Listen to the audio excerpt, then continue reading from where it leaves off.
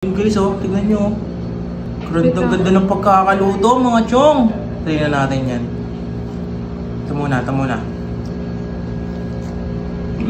What's up mga chong? Naghahanap ka ba ng masarap at quality na pagkain? Yung sa sobrang quality, akala mo nasa fine dining restaurant ka, pero hindi mabubutas ang iyong bulsa. Dahil for as low as 60 pesos, pwede mo na masubukan ang iba't ibang pagkain nila na masasarap. Meron nga sila ditong ino-offer na Eggs Benedict na nilagyan ng bacon, toast bread, 2 poached egg, tapos lalagyan nila yan ng masarap na sauce na tawag nila ay Hollandaise sauce. O diba, lakas makasosyal. Papasabi ka na lang talaga ng bonjour. Bibili nyo lang to for only 130 pesos. Pag sinubukan nyo nga to, sigurado mapapaslita kayo ng bonjour. Meron din silang ino-offer dito na burrito bowl served with tortilla and 3 special spices gaya ng garlic sauce, jalapeno, at coriander sauce. Para kang nasa Teppanyaki restaurant dahil sa harapan mo mismo lulutuin yung order mo. Meron din pala sila ditong clubhouse sandwich, mac and cheese, chicken alfredo with creamy mushroom and chicken in pasta. Dito lang din ako nakakain ng pinaka-espesyal na tapsilog. Dahil kung titignan mo yung itsura, hindi ka maniniwala na 99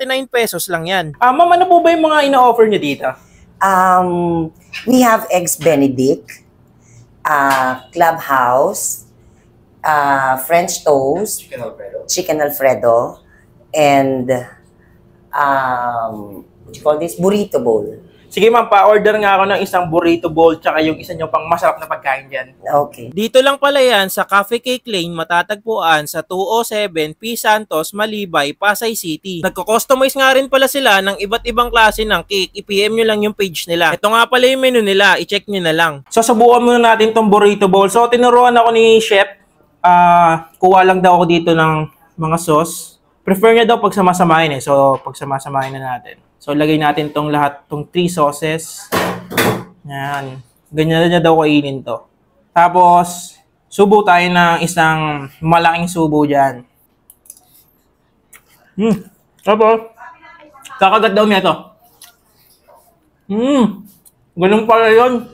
Ang sarap. Ano siya eh? Ang sarap ng pagkaka-fried rice niya. Tapos yung lasa nung parang Mexican. Tama ganun, no? Parang Mexican to, no? Kasi ganito yung lasa na natitikman ko eh. Para siyang cilantro feels, grabe, di ba? Ang lakas makasosyal na ito. So, ito naman yung tinatawag nila na Egg Benedict. So, pinasarap siya nung Hollandaise sauce. Bonjour. Tapos may poached egg siya, 2. Try nga natin. Try ko nga muna itong pag-poached egg lang.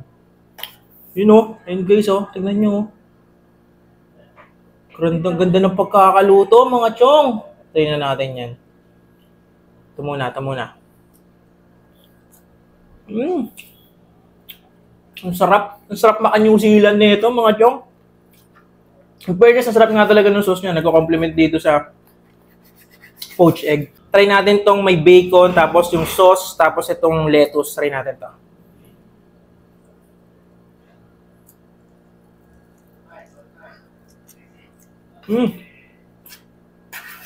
So,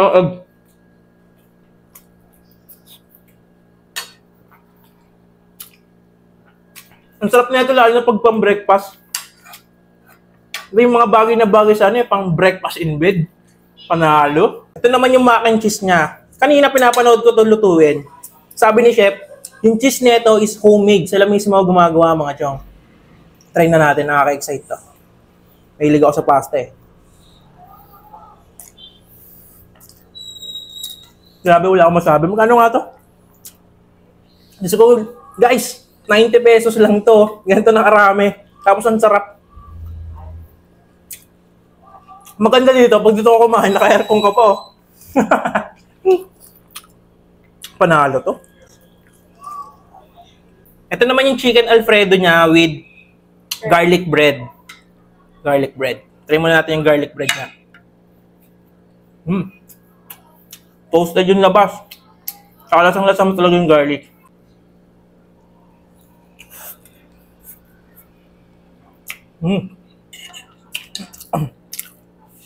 Isa lang masasabi ko, kulang pa. Tapos, isang kagat pa dito. Isa pa. Kulang ang isang kagat. Kailangan 3 agad.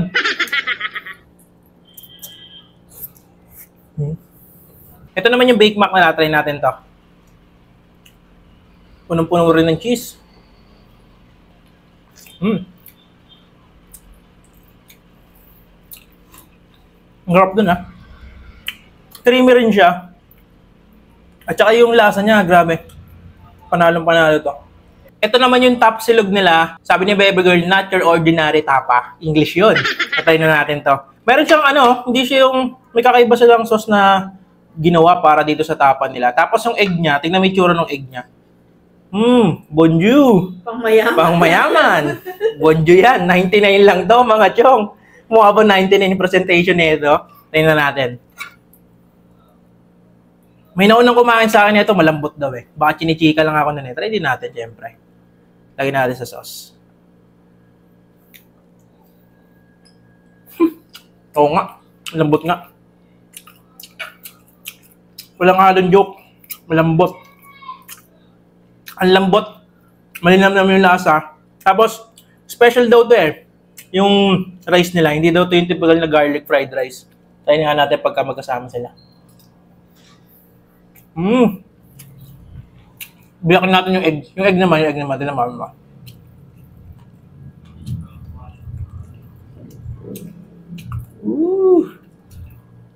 Kaya natin to.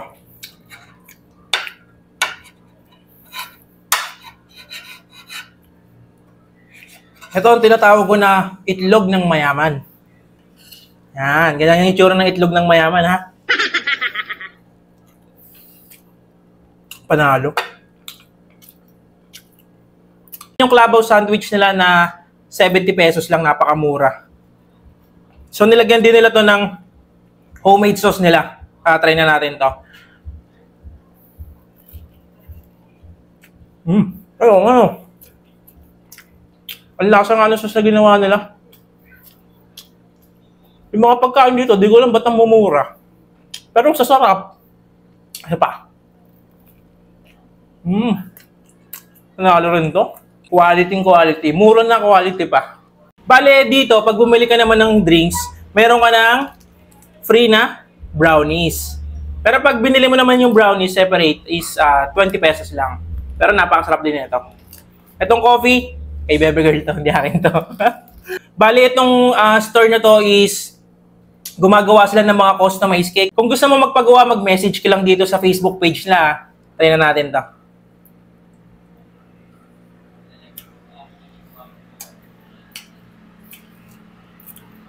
Sarap. Wala akong masabi, sarap. Yung tamis na ito mga chong, saktong-sakto lang. Yung hindi siya nakakaumay. Ang sarap. Grabe to. Uubusan ko na, baka maubusan ako eh.